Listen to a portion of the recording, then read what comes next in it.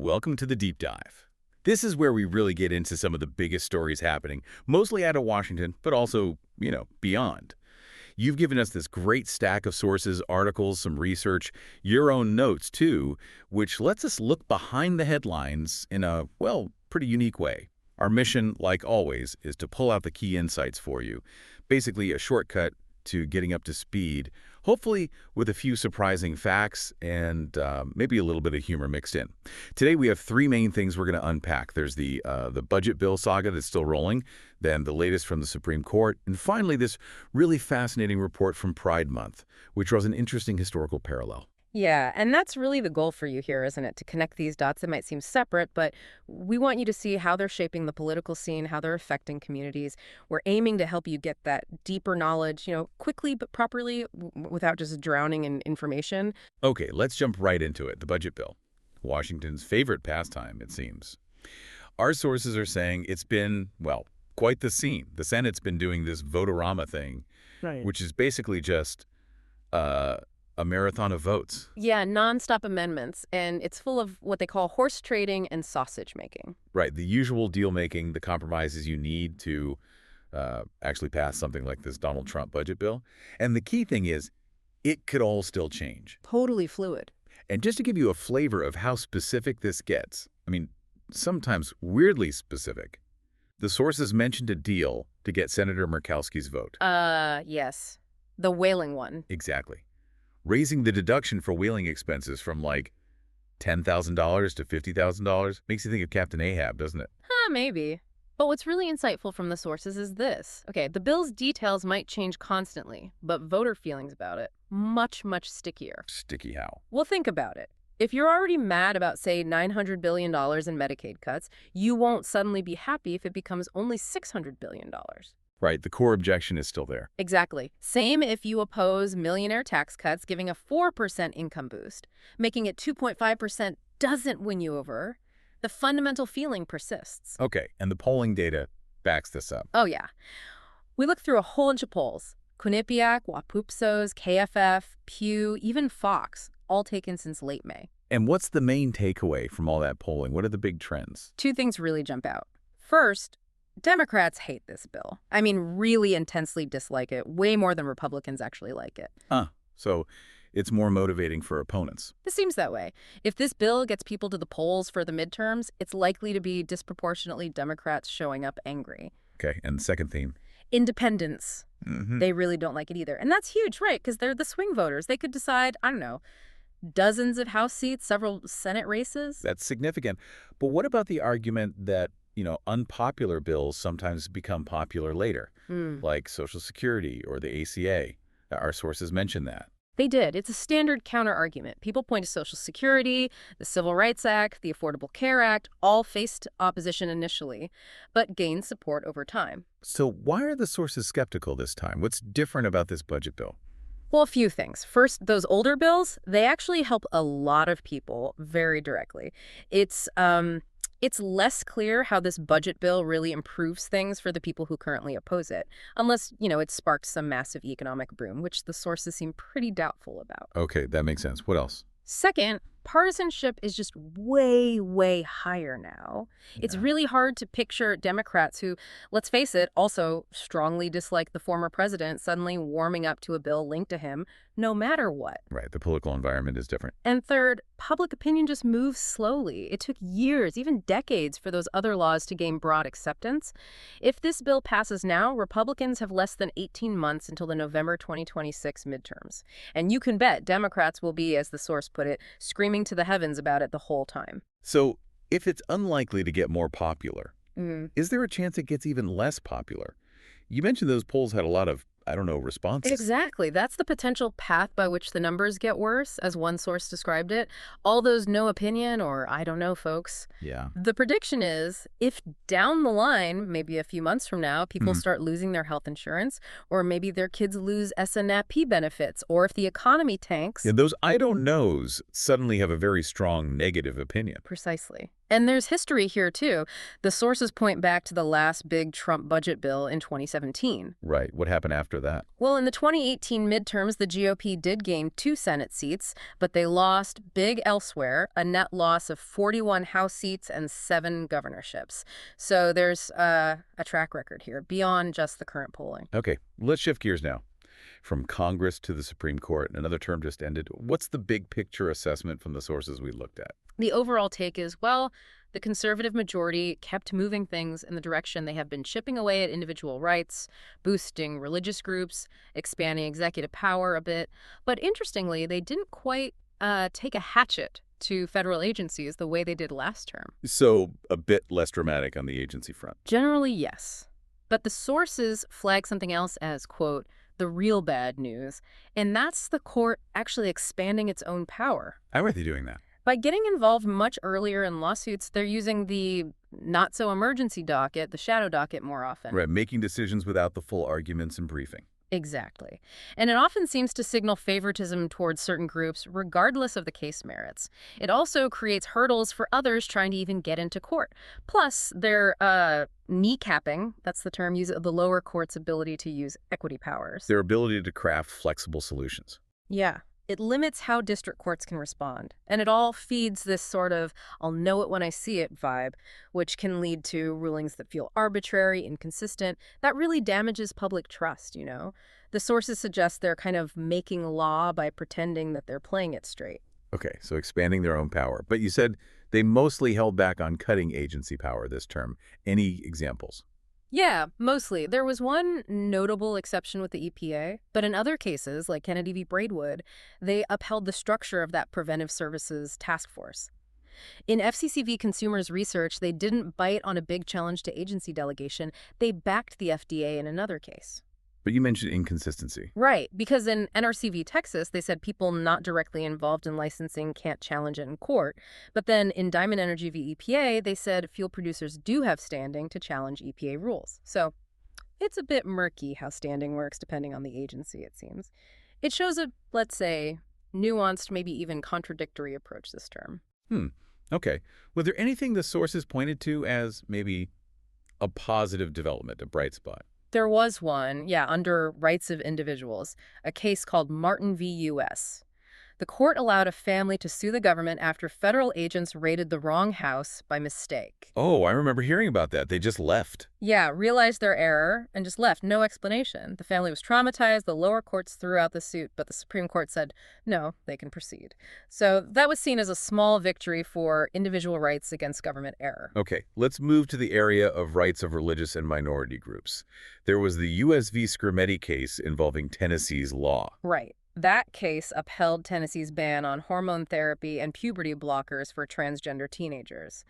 The court found the law was rationally related to a legitimate government interest and basically said the democratic process, state legislatures should handle this. And then there was Medina v. Planned Parenthood. What happened there? That one was about South Carolina cutting Medicaid funds to Planned Parenthood. The court ruled Planned Parenthood didn't have standing to sue the state in federal court over this. So they didn't rule on whether the state can actually do that? No. Crucially, they didn't touch the merits whether a state is allowed to defund a specific provider like that. They just shut the door to private groups bringing that kind of challenge in federal court, pointing them towards state courts or administrative processes instead. Got it. But you said earlier there was a case the sources considered the biggie this term. Yes, Mahmoud v. Taylor. And the sources had some strong words about Justice Alito's opinion in this one, described it as full of, gross generalizations, unsupported conclusions, assumptions without evidence, saying it twisted innocuous things into something insidious. Okay, strong words. What was the case about? I thought the law around religion in schools was fairly settled. Generally applicable laws are okay. Incidental burdens don't usually violate rights. Kids might encounter ideas parents don't like. That was the generally settled landscape. But this case changed things. Alito and the majority really expanded on an older case, Yoder the Amish school attendance case. They found a substantial interference with the religious development of the children based on storybooks. Storybooks? Yeah. The sources quoted parts Alito cited, like, on the two men's wedding day, the prince and his shining knight would live happily ever after, or Bobby and Jamie love each other, sometimes they get married. The source sarcastically called it the horror, highlighting how, innocuous these passages seem. So what did the court actually rule? They ruled that introducing these LGBTQ plus inclusive storybooks and not allowing parents to opt their kids out placed an unconstitutional burden on the parents' religious freedom. They granted an injunction forcing the school to give advance notice and allow opt-outs for the books in question or any other similar book. Any other similar book? That sounds Slaughter. vague. Exactly. That's the huge issue the sources raise. What does similar mean? Does evolution count? Justice Sotomayor's dissent brought up women's history books showing women achieving things outside traditional roles. Does that count? Wow. So uncertainty. Massive uncertainty. Sotomayor suggested the court basically created a new test where they'll just know it when they see it, leaving everyone else guessing. The sources worry about the chilling effect this could have everywhere. Schools might just avoid any books or discussions with LGBTQ plus characters to be safe. Potentially, leading to classrooms where only straight characters and, stereotypical gender roles appear. Plus, it raises serious Establishment Clause questions. Can schools function if every lesson has to avoid potentially offending someone's religious beliefs? That's a lot to unpack. One final point on this case. Yeah, just that the injunction itself is narrow. It only applies to these specific parents, not broadly, which fits the court's recent trend against those big universal injunctions. Okay. Wow. Let's pivot to our last piece. This is quite different an on-the-ground report from a reader about LA Pride 2025. Sounds really interesting. It really is. Offers a different kind of insight. Our sources gave some cool history first. Apparently, the very first LA Pride back in 1970 was different from other cities. They didn't just march. They actually applied for a parade permit. For Christopher Street West, yeah. Right. And they had to fight for it legally. The ACLU got involved, and the city finally issued the permit just 2 days before. But it happened. Floats. Marchers, thousands of spectators. And that set up this kind of dual nature LA Pride has always had, according to the sources. It's part celebration, like Mardi Gras, we're here. Yeah, IPE. And part protest. Yeah, part defiant protest. We're here. Take that. Ike. And the balance between those two shifts each year, depending on the political climate. So what was the vibe at LA Pride 2025, according to this report? Similar mix of groups as usual. Community organizations, businesses, corporate groups. Pretty much, yeah. Lots of community groups, local businesses, the corporate employee affinity groups were very visible. Okay.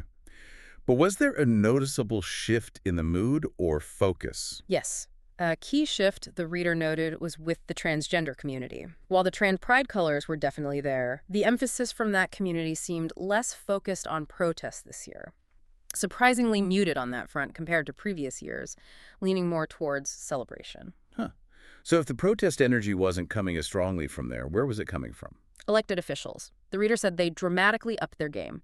Instead of just waving from convertibles, they had big floats, blaring music floats, crawling with people floats. I'm here! Floats! Using the parade as a platform to vent about the national government. Loudly, expressing real anger about what's happening nationally.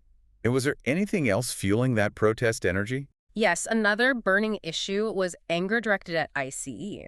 There was talk of the war that the federal government has declared against our local immigrant communities. You saw groups marching with signs like "ICE out now" or "Immigrants are the lifeblood of our communities," and lots of Mexican pride flags visible. And the sources link this anger directly back to the Trump administration's actions. Explicitly, citing things like the demonization of our transgender countrymen, the war being waged against our immigrant communities, the destruction of USAID, and the attacks on our institutions of higher learning. The reader's conclusion was stark. People are angry. Really angry. Wow. Okay, now this is where the historical parallel comes in, right? The marriage equality template. Exactly. It's a really fascinating comparison. The fight for marriage equality started with some wins, but then hit this long losing streak, 32 straight losses on ballot initiatives. State after state voted it down. And the reaction was usually disappointment, regrouping. Yeah, the sources say proponents would kind of tuck their tails and pull back after each loss. But then came California's Proposition 8, the 33rd initiative. What made that one different? It banned gay marriage after it had already been legal in California for about 5 months. Ah, so something was actually taken away. Precisely. And that, according to the sources, changed everything. Instead of tail-tucking, Prop 8 ignited unbridled anger. Huge demonstrations erupted everywhere, and it created this momentum, this slingshot forward. Including the big legal challenge. Right, the Olson and Boys lawsuit that eventually went to the Supreme Court. And just a few years after Prop 8, marriage equality became federal law. The crucial difference, the source argues, wasn't just losing, it was having something taken away after it had been granted. Okay, so the connection to today is? The source argues, things are being taken away by the Trump administration at a blinding rate, and people are angry. Really angry. Prop 8 level angry. That's a powerful claim, and this leads to the Elphaba and Glinda analogy. Yeah, it's a great way to frame it. Think of Glinda, the good witch. Yeah. The system basically works for her. She knows how to work within it, use subterfuge, bend the rules subtly. She believes things can always be worked out within the existing structure. Okay, she's the insider. Right. Then there's Elphaba. The system is fundamentally stacked completely against her, so she can't rely on working within it. She has to find ways around it, circumventing it, bending it if she can, breaking it if she has to. She's developed instincts to know when the system just can't be trusted. So applying that now? The idea is for people who've generally felt the system worked for them, the Glindas, this current environment feels like new, scary territory. The usual ways aren't working. But for marginalized communities? To the Elphabas, it's more like, been there, done that, here we go again. The skills needed to navigate a hostile or broken system, those skills are already honed. They're ready. So the call to action is? Look to the marginalized communities for inspiration and the skills needed to prepare for the coming slingshot forward. There's this underlying belief that once the insanity of the current administration peaks, like Prop 8 was a peak, the anger over everything taken away will fuel another massive push forward, getting back what was lost and maybe even gaining more. And the final word is just prepare. Prepare. Wow. Okay, that covered a lot of ground today. We went from the messy details of budget deals and what polling really tells us to the deep shifts happening at the Supreme Court, affecting rights and the balance of power. And then this really vivid picture from LA Pride connecting current anger to historical moments and these powerful archetypes. And hopefully for you listening, seeing these connections helps make sense of it all. It's about getting beyond the headlines to the real insights. Especially when things are changing so fast, looking at different angles, different histories, can really light the way. So that final thought to leave you with, building on that Elphaba analogy. As things keep changing, maybe these strategies honed by marginalized communities bending or breaking systems become necessary skills for a much broader group of people trying to protect or reclaim things they value. What does prepare actually look like for you right now? Good question. Something to think about. Thanks for sharing your sources, and thanks for joining us for this deep dive.